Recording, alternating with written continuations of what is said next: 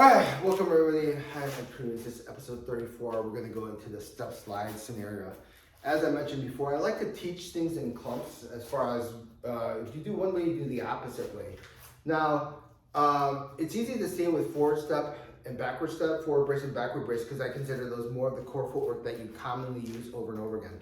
The step slide actually is the one that actually has kind of like a triplets involved with it.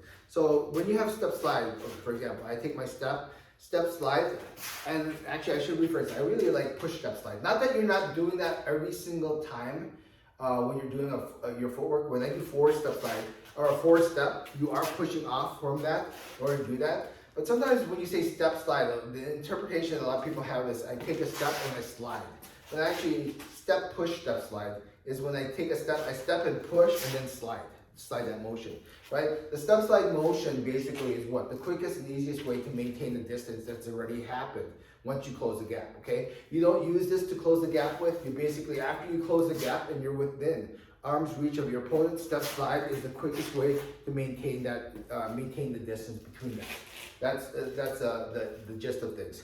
So, while I call this triplets because there's step slide forward, backward step slide, and side step slide or crab step, the main one is step slide as far as maintenance going forward. The other ones you can teach. I don't think it's that difficult, but you know, looking back, it's easy. For me, everything seems easy now.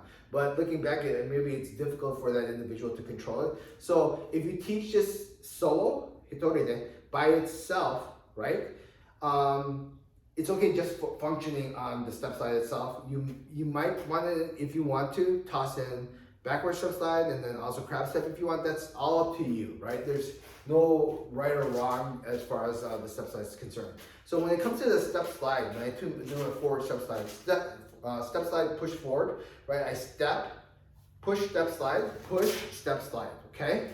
So that's basically a very, the main drag of the step, push step slide is not to end up like you're like this lean step slide. I want to make sure this is supporting, adjusting, push, and slide. Notice my center of gravity at no time wavered forward, wavered back, or I took a big lean back from that. My center of gravity the entire time is vertical. So you put a glass of water in my head, the glass of water doesn't spill. So the backward step slide has the same concept. Push step slide, right, forward. Push step slide, backward, okay? So the backward step slide, if I'm in this position already, right, the force actually pushes me back, right? In other words, here's my center of gravity.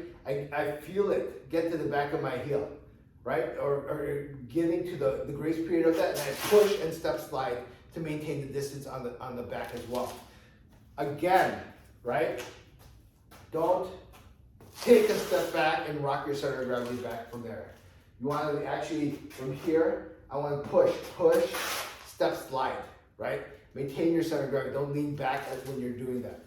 And then the next one is the crab step, okay, the side step. Or you can say, I think, what is that? The Hummer, electric Hummer has that crab step where it can actually move at a diagonal angle. Or even I think the Cybertruck actually has the quad 4 where it actually does that as well. So crab step, right?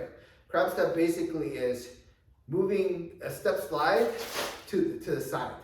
Step slide to the side. So in other words, if you look at if you're here and you reach I take a step slide forward, a step slide back, crab step to the side.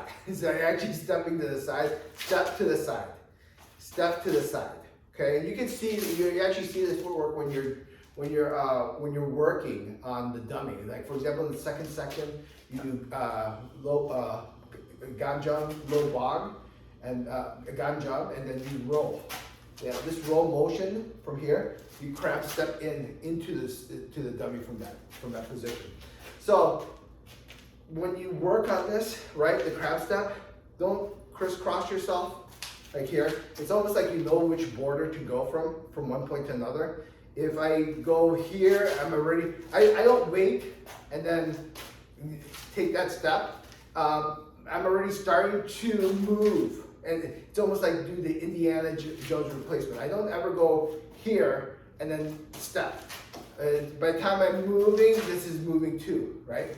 So you don't see me ever like 1 and then 2. Breakdown wise, you could say that, but the crab step 1, right? Off to the side at an angle for the side step, okay? I don't know, to me when you do the biggest difficulty with the step slides is simply don't drag, right? Don't drag, don't lean.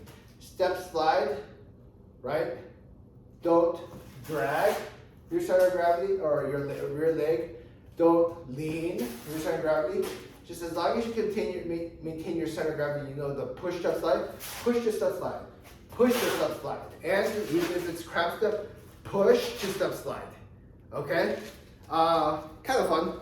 And hopefully that makes sense. And just remember, up to you how to teach this, the crab step slide, but do not forget, always, right? That sensation of the jockey position, right? When I'm taking that step, I'm not opening myself up.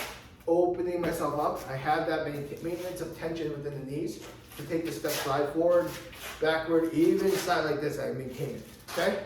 Keep that in mind, remember the vertical in place, and it'll make your footwork journey a lot easier.